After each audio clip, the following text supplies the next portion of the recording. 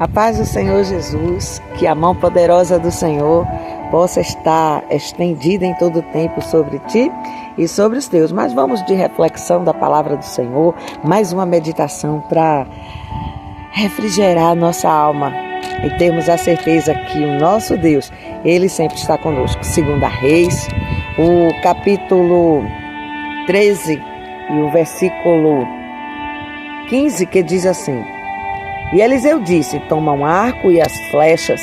E tomou o arco e as flechas. Glória a Deus por esta ordem de comando que o Senhor vem nos deixar neste momento. E antes de meditarmos um pouco sobre a vida deste profeta, nós temos que entender que temos que ter atitude profética. Quando nós temos uma atitude profética, Deus, Ele muda todas as circunstâncias. Uma coisa é termos uma atitude humana, uma atitude que vem dos nossos próprios pensamentos, das nossas próprias limitações. Mas quando Deus está a falar, nós temos que ter uma atitude profética. Atitude profética como Jacó. Ele olhou para o seu sogro Labão e disse: olha, está na hora de nos apartarmos, está na hora de seguir a minha vida. E Labão olhou para ele e disse: não faz isso, fica comigo. Eu te darei um salário para que tu fiques aqui. E Jacó olhou para ele e fez uma proposta: olha, se os bois, as ovelhas saírem assim e assim, essas serão minhas. E do contrário, elas serão tuas. Ele foi no campo, pegou uma vara de álamo, de castanheira e de aveleira, partiu com uma pequena faca e separou aquela vara. Quando os animais vinham beber, ele colocava a vara de frente e assim, tudo que ele falou na sua atitude profética, junto com aquela vara que ele colocou, os animais assim, eles vinham malhados, outros riscados e outros então vinham sem nenhuma marca. E ele separou o rebanho dele e do seu sogro, crescendo assim em prestígio, em dinheiro, em riqueza, por causa desta atitude profética. O que dizer então de Josué, quando ele atravessa o Jordão, tempos difíceis, tempos onde Israel estava atravessando para tomar a terra prometida, e ele coloca os sacerdotes na frente, mas quando o Jordão se abre, ele dispara a todos os sacerdotes, o povo já passou, mas pega pedras do Jordão, e assim lançaremos um memorial para lembrarmos do que Deus nosso Pai, Ele fez por todos nós. E assim foi feito. Tirou-se pedra do Jordão nesta atitude profética, erguendo um altar ao Senhor. Lembrar de Gideão, quando foi então visitado pelo anjo do Senhor. Ele olha para o anjo e diz: olha, perdoe-me, mas eu vou ter que fazer aqui uma grande prova. Se o velo que eu colocar aqui em cima dessa pedra estiver molhado e ao redor seco, Deus falou. E do contrário também ele fez na madrugada seguinte. Se agora amanhecer ao contrário, então Deus falou. E ainda tomou uma terceira postura: fica aqui que eu vou ali fazer um cabrito para te servir. E o anjo do Senhor esperou por Gideão. Uma atitude profética, selando um chamado, e um chamado maravilhoso. E muitas vezes Deus está nos chamando para participar do milagre e nós não queremos entender, não tomamos uma atitude profética, permanecemos nas nossas atitudes humanas, quando Deus espera de nós uma atitude profética. Não que Ele não possa fazer todas as coisas sozinho, mas Ele me convida e te convida para participar do milagre. O que dizer de Moisés com um cajado na mão? Deus olha para ele e ele desesperado, o povo querendo passar, o exército de Faraó atrás, montanhas para todos os lados e o mar vermelho na frente. O Senhor olha para Moisés: ô Moisés, o que tu tens na mão? Detalhe, não foi a vara de Moisés, o cajado de Moisés que abriu o mar vermelho. Ele simplesmente toca. E os próprios israelitas não veem, porque esperavam o mar abrir daqui para lá. Mas o mar se abriu lá de trás até onde eles estavam. Deus chamou Moisés para participar daquele grande momento. O que dizer de Elias, que desafiou os profetas de Baal e de Azera, subindo lá no Monte Carmelo, 850 profetas do engano, e somente Elias e o povo que estava ao redor que ia ouvir o que Elias tinha para dizer. Queriam ver se Deus estava de fato com Elias. Mas Elias sabia a quem temia. E então aqueles profetas clamaram e se dilaceraram. E aqueles deuses enganosos não os ouviram. Mas quando chegou perto do meio-dia, ele fez uma pequena oração e disse: Senhor, eu sei, Senhor, que tu estás comigo, mas mostra para esse povo que ainda há um Deus em Israel. Elias organiza o altar, manda jogar água, pega a oferta, coloca em cima. E Deus ali, ele derrama fogo do céu. E Elias ficou conhecido como o profeta do fogo. O profeta de Deus, que Deus respondeu com fogo do céu. Ah, Elias, eu poderia fazer tudo sozinho, acabar com esse povo todo. Mas eu precisei de você orando para que o milagre pudesse acontecer. O que dizer de Josué arrodeando as muralhas de Jericó? E Deus inverte a situação. Não deixa os exércitos guerreiros irem na frente. Coloca os sacerdotes, faz-os tocar Zofar, e assim eu implodirei as muralhas de Jericó. E quando eu implodir, manda o povo que entre na cidade e tome posse daquilo que eu dei. Ah, que maravilha! Deus gosta de desafio. Deus gosta de uma nação que olhe para ele e diz: cadê o Senhor? Cadê o Deus de Israel? E Deus, ele responde aos seus íntimos. Deus, ele responde àqueles que estão verdadeiramente com intimidade com ele. Até porque Deus não nos criou para nos ver chorando, para nos ver entristecido, para nos ver caminhar em derrota, cabisbaixo. Deus nos criou para sermos felizes.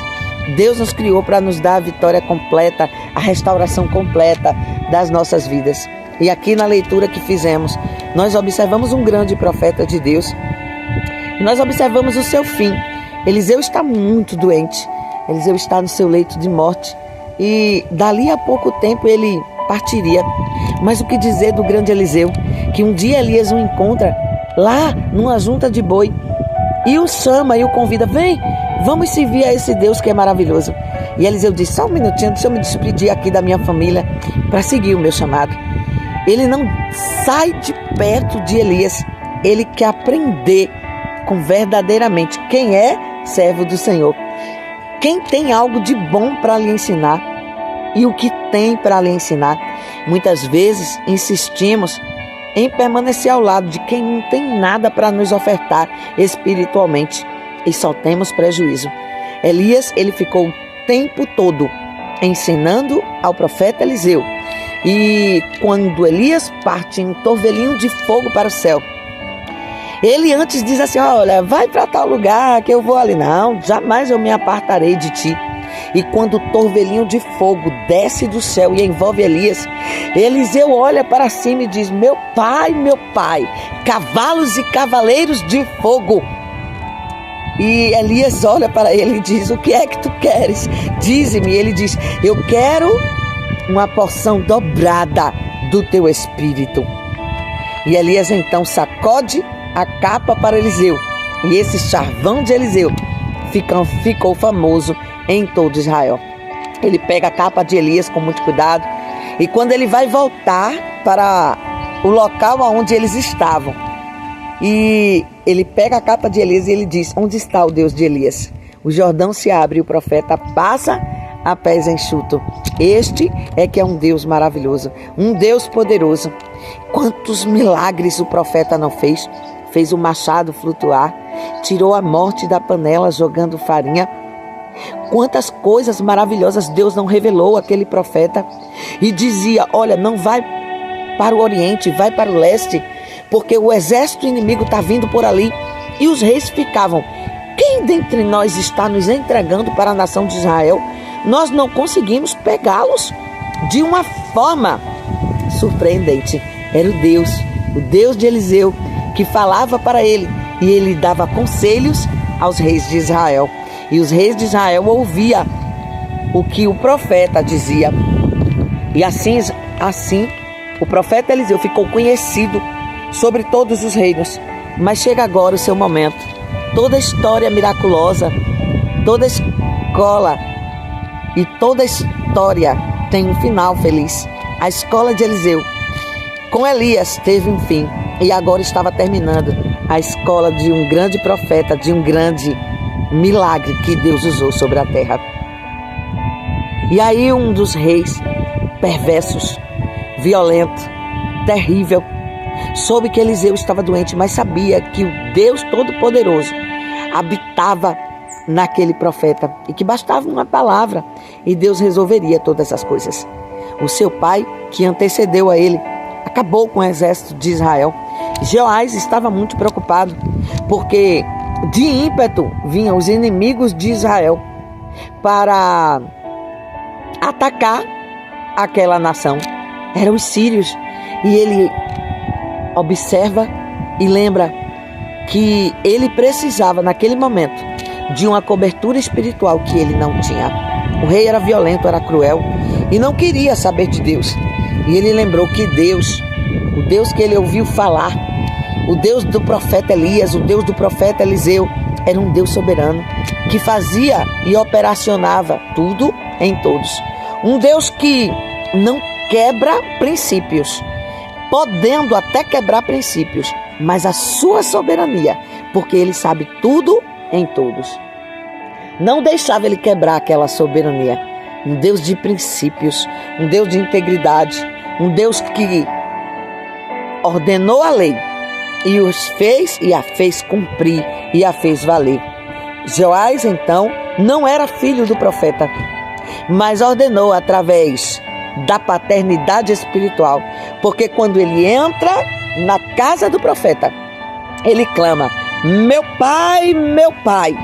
Ele sabendo que não era filho do profeta, mas ele precisava de bênção de um pai, e este pai espiritual estava cobrindo o profeta Eliseu, não estava cobrindo aquele rei violento, mas ele sabia que quando chegasse na casa do rei, a cobertura, o princípio da cobertura espiritual passaria automaticamente para aquela nação. E ele diz: meu pai, e se joga diante do profeta de Deus, se curva, se ajoelha, e o princípio da paternidade espiritual recaiu sobre ele, porque ele se submeteu à autoridade espiritual que havia sobre o profeta.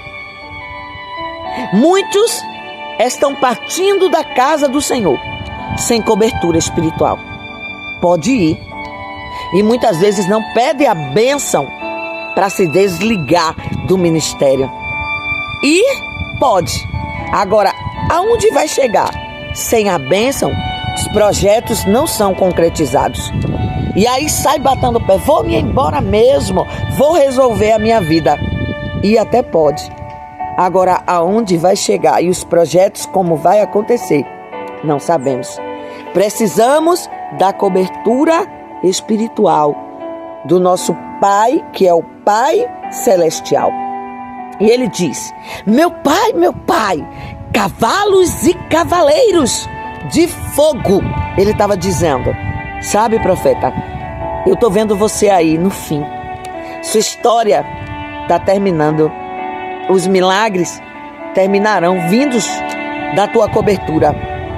Mas, tá vendo o Senhor assim doente? Eu creio que o Senhor sozinho é muito maior do que todos os exércitos da terra, principalmente do exército dos sírios. Então ele estava dizendo: eu creio que o Deus que tu serve pode te mandar cavalos e cavaleiros de fogo e vencer esta guerra. Então, a primeira coisa que Jeoás entendeu é que ele precisava da cobertura espiritual que havia sobre a vida do profeta. A segunda coisa que ele entendeu e atribuiu ao profeta do Senhor: a honra de ser reconhecido como um verdadeiro profeta de Deus, como um verdadeiro homem que se doou, se colocou nos caminhos do Senhor e fez valer a sua chamada. E durante o processo da sua chamada não envergonhou o nome de Deus. Honrou ao profeta.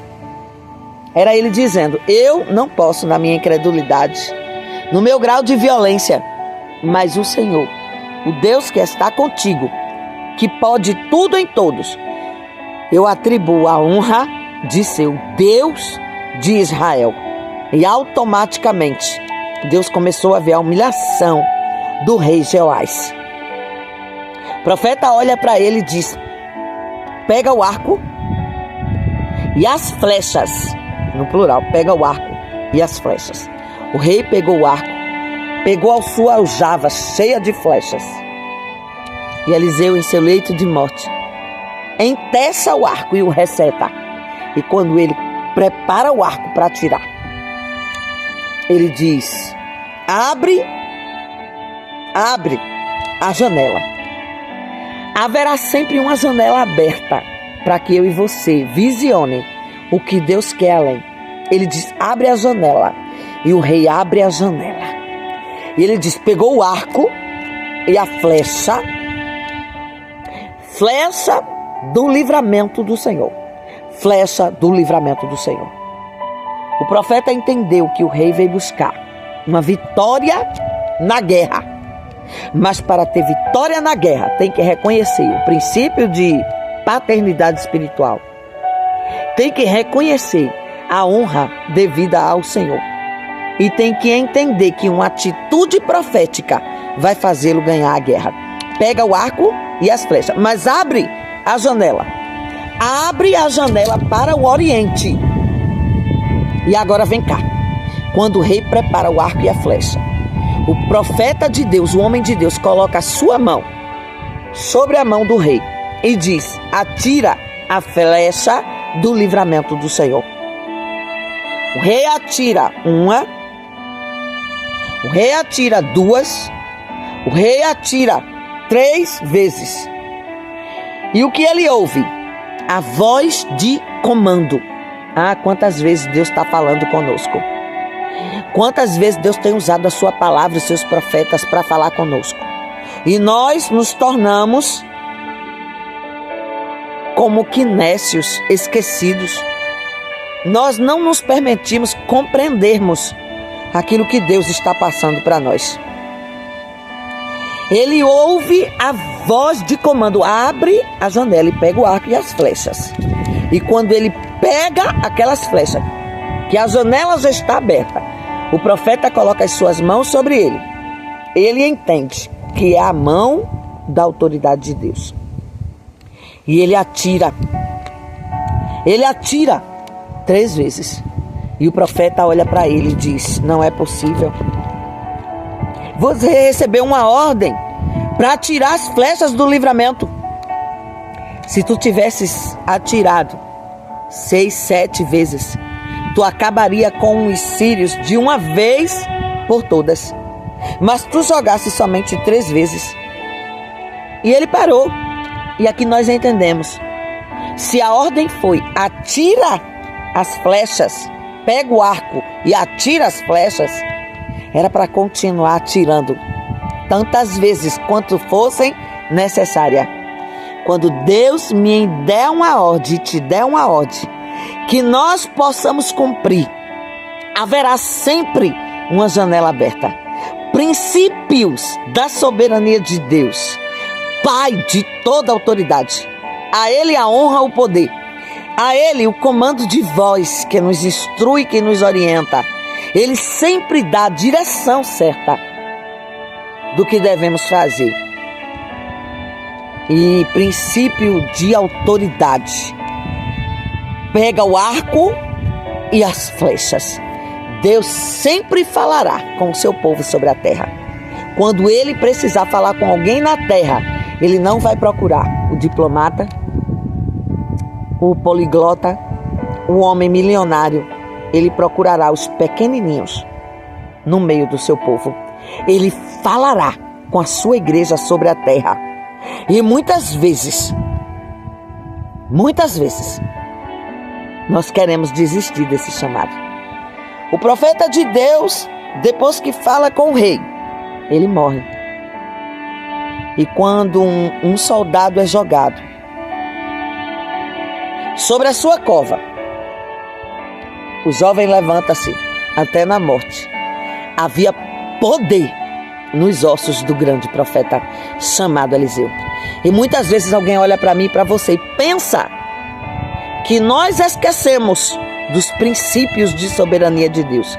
Pensa que nós não estamos debaixo da cobertura espiritual.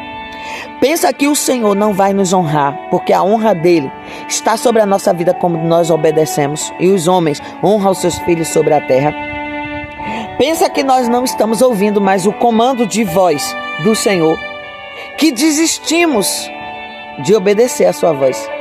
Pensa que nas nossas mãos não repousa mais a autoridade de Deus. E dá-se uma inquietação no arraial do inimigo. Alguns olham e perguntam, mas como é que pode? Olha, lá vai o profeta. Olha, lá vai o homem do milagre. Olha, lá vai a mulher, a serva de Deus. Olha, lá vai aquela que profetiza. Mas ela está tão diferente. Nós estamos diferentes. Em alguns momentos da nossa vida, é porque nós estamos parando para ouvir quais são os princípios que Deus está nos entregando. E quantos estão esperando nas nossas adversidades? Deus não nos ouvir mais? Deus não enviar mais resposta? Deus não colocar as suas mãos sobre a nossa vida, nos dando a honra, nos dando a cobertura espiritual. E aí pensa-se, acabou-se agora. Perdeu a guerra. O inimigo tomou conta. E quer nos ver cabisbaixo. Quer nos ver com nossas armas arriadas. Quer nos ver confrontando conosco mesmo o tempo todo. E aí pergunta, mas está doendo, está chorando. Mas ela não para de ir à igreja. Ela não para, mesmo no silêncio. Ela continua e não entende. E aí eu entendi. É porque crente, ele não é motivacional. Ele não vive por motivação. Ele vive por inspiração de um Deus que é soberano. E muitas vezes está assim de gente, vivendo de mensagens motivacionais, esperando somente as beneficências de Deus. E esquece que no meio da nossa vida, ao longo da nossa trajetória, ao longo da nossa história, tudo tem um começo e tudo tem um fim. Ei, profeta, esta prova aí teve o seu começo, mas terá o seu fim. Permanece sob a cobertura de um Deus soberano que não quebra princípio. Quando o inimigo esperar ver você cabisbaixo, arriando o arco e as flechas, fechando as janelas, mantenha as janelas abertas, mantenha o arco enterçados, a flecha sempre pronta para disparar. E diga sempre para o inimigo que você não é motivacional. Você não precisa de motivação terrena, porque você tem uma inspiração que vem do alto. Aquele rei combateu os sírios e até ganhou algumas guerras. Mas a sua inspiração era terrena. A sua inspiração não chegou ao nível espiritual que estava a cobertura espiritual do profeta. Mas ainda assim, Deus deu livramento para o seu povo. Deus mostrou que em tempo de guerra, aquele que permanece inspirado na sua presença, pega o arco e as flechas, abre a janela para o Oriente e tem certeza, tem milagre de Deus chegando, porque a janela está aberta, porque as ferramentas estão preparadas para serem usadas, porque Deus quer me ver chegar sobre a cobertura da bênção, da vitória, do mover do seu espírito. E aqueles que estão esperando sermos vencidos na guerra irão ficar de boca aberta, irão ficar pasmados. E aqueles que estavam esperando aplaudir a nossa derrota vão ver que no meio da guerra Deus ordena uma janela sempre aberta.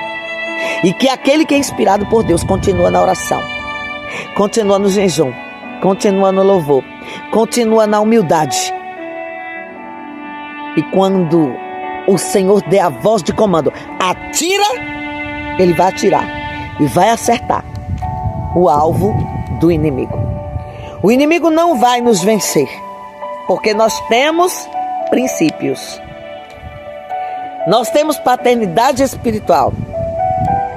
Nós tributamos a honra a Deus e Ele nos honra na terra. Nós obedecemos a sua voz de comando. E nós temos a mão da autoridade de Deus que vai à nossa dianteira. Pega o arco e as flechas. A janela está aberta. Não seja motivacionado pelas circunstâncias terrenas, mas tome uma atitude profética. Enteça o arco e dispara as flechas, porque Deus te dá a inspiração no momento certo. Deus abençoe a tua vida sempre. E a guerra já está ganha, em nome de Jesus. Que o amor de Deus, a graça do nosso Senhor e Salvador Jesus Cristo e a divina consolação do Divino Espírito Santo de Deus estejam sobre todos nós, desde agora e para todos sempre. Amém. Deus abençoe a tua vida. Não sou movida por motivação humana, mas por inspiração divina. Este é o segredo da vitória.